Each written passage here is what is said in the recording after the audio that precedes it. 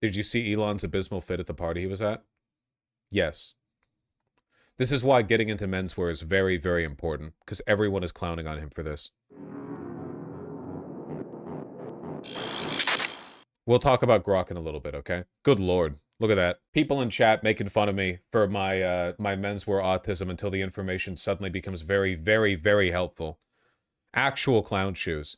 Also, I have to say, it is very blackpilling that we have reached a point in this sort of moral and intellectual degradation of our financial elites that they don't know what a black tie event is, you know?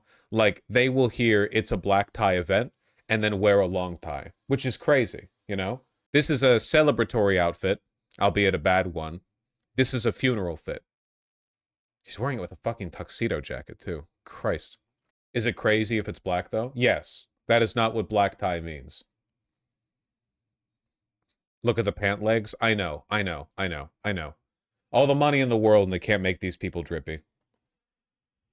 At least, like, the Rockefellers dressed well. Carnegie, you know, like all the old robber barons, at least they had a sort of holistic understanding of the arts and beauty. These people are, yeah, they're lizards. It's insane. Why is he holding the wine glass like that? Maybe he really likes drinking his champagne lukewarm. God, he looks stupid. All right, well, anyway. We'll get to that. It's very, very, very important. We'll get to that. Don't you worry, folks. Yes, sir. Mm-hmm. This makes me miss the era of random cutlery and insane dining rules just to bully other rich people. I have to say, as insufferable as they must have been, it probably was nice to live in an era where wealthy people had standards.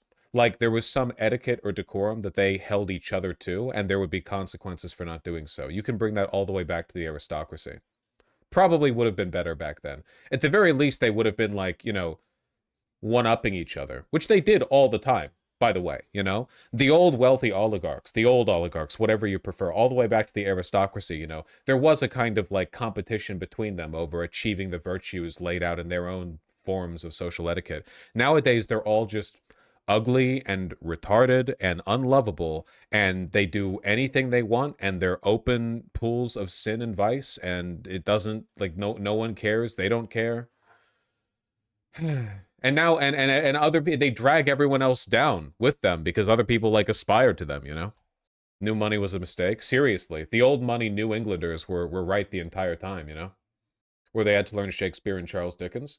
I don't know. I mean, there probably is a relationship there, right? Between the fact that everyone is anti-intellectual and illiterate now, and the fact that our elites are too. There's not what, like, there aren't really any inspiring. The funny thing is that the relationship is flipped, where all of our economic overlords are just shamelessly retarded and uncultured and have no taste. And the most taste and the most intellectualism you'll see from, like, mainstream figures, usually, it's not in politics, it's not in finance, you'll see them in Hollywood.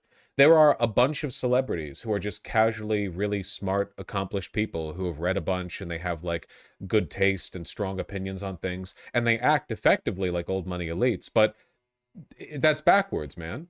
Like, you'd think the celebrities are supposed to be the vain, trashy ones, but it's flipped. It's flipped.